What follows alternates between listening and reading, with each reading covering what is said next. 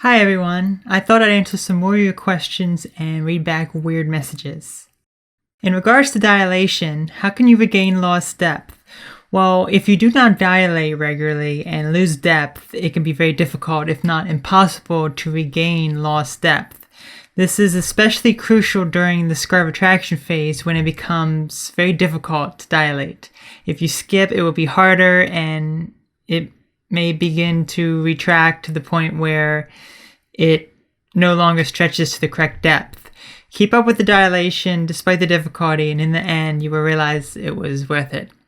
Were you employed when you had SRS? No, actually, I wasn't. I can't imagine having to work a full schedule and trying to fit in multiple dilations a day. Why did you choose the name Autumn? Does it have a special meaning, or do you like the name?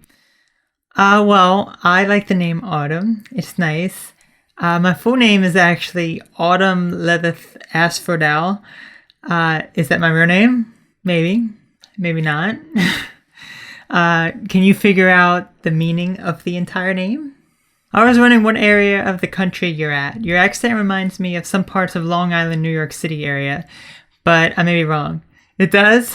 It reminds you of Long Island, New York? Interesting. Well, I may be from there, and I may not be.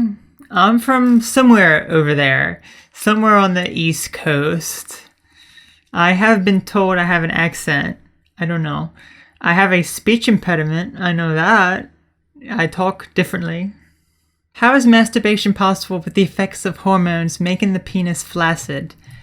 That's a good question. For me, it was possible even with very low testosterone levels, and there was no difficulty in getting an erection. Maybe my age had something to do with it.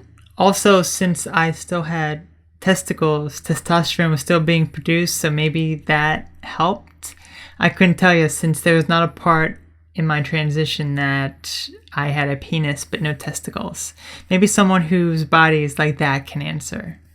How do you feel about guys who have gone through SRS to be the girl they feel they should be? Are you attracted to trans girls? It doesn't matter to me. I am mainly attracted to femininity. However, I have to say I would prefer to not date someone who has gone through some of the things, gone through what I've gone through.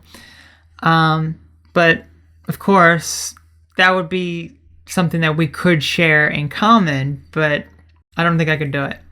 Just like with mental disorders, I don't think I could do that. Of course, I am very open to the idea since who knows what may happen. Then again, I don't want a relationship and prefer being alone, so I'm happy by myself. This was in regards to my paranoid thoughts and delusions. Does explaining these things to the alter that believes them help integrate? Well, the one that was speaking in that video was the host, which is why it was so difficult to do. The host is the one that suffers the most from the delusions, mainly because there is no logic there. The protectors, for example, still have those thoughts, but they are logical about it. Like, they would be like, oh, someone's poisoning my food. No, that can't be right. Despite the fact that those thoughts still enter their mind. There are times when they are out somewhere and eating food and logic begins to go away and everything begins to get out of control and get psychotic, which is not dissociation, by the way. This is when things blur and I don't really know what's going on since my reality becomes distorted. It is so incredibly terrifying, and I just wanted to go away, but it won't. This was also in regards to paranoia and delusions. Why do you feel you shouldn't get help or medication? Is it because you feel able to live happily with the beliefs you describe, or that you feel that any treatment wouldn't work or would be inappropriate, perhaps because your beliefs are an important part of you? Well, I am getting help with the issues, including a lot of self-help as well. I just didn't want people to say something like, oh, you're crazy, you need to get help. I do not live happily with those beliefs. It's what is destroying me, preventing me from living to my full potential. Some people just say, just take medication, it will fix it all. It doesn't. It masks the problem. I do not believe or trust medication. I think it would take more from me than it would help. I'm working hard overcoming the obstacle, and it's not easy, but I know one day I will be able to look back and see how far I've come. I already have done this with many things, especially my transition, but that's been relatively easy compared to mental disorders. But I believe in myself, and I know I can do it. And to anyone else out there, you can do it as well. You were saying masking the problem doesn't help and getting to the root is necessary. That all sounds great, but you're a transgender. Where did the original boy go that was unhappy? Did he get healed or covered up? That's a good question. I don't consider being transgender a mental disorder. I mean, one could argue that it is a body image issue, such as body dysmorphic disorder. However, when you get to the transgender-related issues, it becomes more complex. A person is a different gender inside their mind than they are physically. So another could argue that it is a birth defect, being born with a penis instead of a vagina, or vice versa. When it comes to getting to the root of the issues, it's not so much getting to the root of being transgender, but rather the emotions that are associated with being transgender prior to transitioning. For me, I was very depressed and I hated who I was. I knew the issue was that I was born in the wrong body. The only way to fix this was to transition. After that, I learned to love and accept myself. It cleared up many of the self-hate issues I had. The boy that I was is no more. He is gone. The person I am now is the one I was always meant to be. The boy that was there was never meant to exist, but he did. And through him, I was able to become the person I am today, which is much happier than he could have ever been. So the first weird message can be considered disrespectful, but I actually really like it. I'm sorry, but this woman's eyes are scary. I can't even look into them. I feel like she's going to jump out of the monitor and kill me. Thank you. I've been waiting for someone to say this. You're so beautiful. Would you like to fly to Paris with me? I want a long-term relationship. Please, sit in my lap and we can make out. Phone number. Come on. Come move in my Virginia mansion. This guy again. I would drill your asshole until it bloods. Oh, baby, I would love for you to drill my asshole until it bloods. Same dude again. You scare me. Alright, I don't get this next one at all. This was posted on my dissociative identity disorder video. Being gay is a proven DNA gene disorder. This is a man with that problem. Some people are born with it. Some have only one gene marker from one parent, so they do it to themselves with chemicals and alcohol. This guy has both the genes from both parents. That's the reason why he got this after puberty and doing street drugs. What does that mean? Street drugs? What are you talking about? Are you referencing the video? This has to be one of the weirdest, unrelated comments I have ever read. What is that? Hey princess, I love the music and the extreme sports, and you? Please tell me the color of your eyes and hair because you are very beautiful. I don't get this conversation at all. Based on your personality, it's hard for me to believe that you've never had sex. When I questioned this, they said, what I meant is that you seem relatively outgoing. You're also open about sexuality, and that some people might get the wrong impression that you're not wholesome because of how much your privacy has been invaded.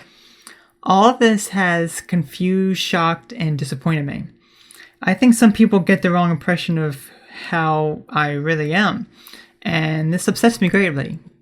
No one knows the real me. I'm not outgoing at all. I am incredibly private. My privacy has not been invaded by doing these videos. Privacy does not exist in my world. For anyone who hasn't seen my video on paranoia and delusions, that would explain a lot about my life. In other words, thought broadcasting. Some people might think this sounds crazy and just not understand, but this is all very real to me. So coming on here and actually verbalizing those things does not expose my privacy, since I feel as though it has already been exploited. I do not hold back details. I am open and honest about everything, including my sexuality, so it is educational to those that need information at the expense of my own personal privacy, which is non-existent. Another one by a different user. You saying you are a virgin? Somehow I don't believe you. Why? Gosh, some of these ridiculous people. I just wanna...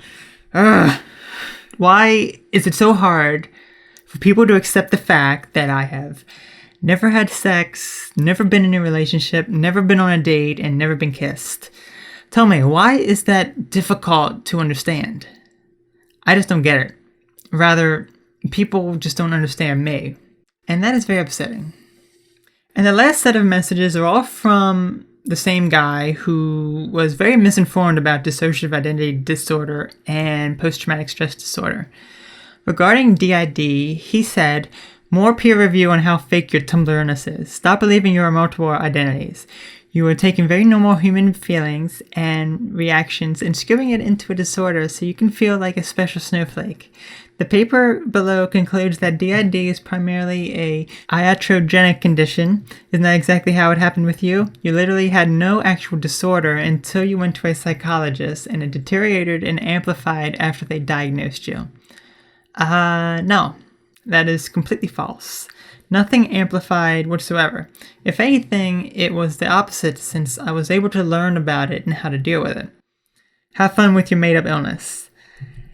Not only is this incredibly offensive to me, but to everyone who truly has DID.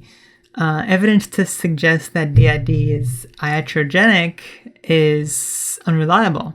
It is very serious and real. A strong piece of validation is hypnotic susceptibility. When you understand that, then you can see how real and serious the disorder is. However, there is some validation with what you say. Many psychologists should not be trusted. They diagnose you with disorders you don't have or have very mildly, and it deteriorates, as you said, from there. While they make people take medication, all to make a profit. When it comes to DID, there are people who get diagnosed with it, overthink things, and do end up spreading their personality or making the condition worse. I did discuss this in my video on alters for anyone who is interested in knowing about that. However, to say that the entire disorder is based on this is incorrect. There truly are people out there that suffer from this disorder, but not everyone out there that has it truly has it. Make sense? Lastly, I discussed a specific traumatic event that occurred in 2012 on an online dating site. And he made a remark saying, "Are you really comparing this to a traumatic event? I can't picture a soldier or a child abuse victim recounting their trauma, gritting the entire time, completely in control of their emotions. Traumatic events completely overwhelm the individual's ability to cope or integrate the ideas and emotions involved with that experience. Like seeing someone get shot in the head or being raped. This is the failed online relationship that hurt your feelings. You seem to be coping fine equals not trauma." Alright, the first thing I need to clear up is that this was not a failed online relationship. There was no need for a relationship. Just completely throw out the fact that it was on a dating site. That's trivial compared to what actually happened. Next, as I was reading back the situation that occurred, no emotions were present because they are automatically masked by a smile. I cannot express my emotions properly, yet you thought it's a good idea to point that out and criticize me for it. Very disrespectful. Also, what makes you think I'm coping fine? Because I'm not. Trauma is different for everyone, and in my case, this specific trauma was very severe. It was bullying and emotional abuse and manipulation. That is trauma. She has made me so incredibly paranoid of her. The situation relives itself almost daily because I think a great number of people I communicate with online are her. The event completely distorted my perception of who is real and who isn't. It's ridiculous the number of people I've been in contact with that I find suspicious and think it's somehow linked to her. There are some very shady people that have been in contact with me, and very negative emotions come up, which is trauma. Alright, that's all for now. Thanks for watching.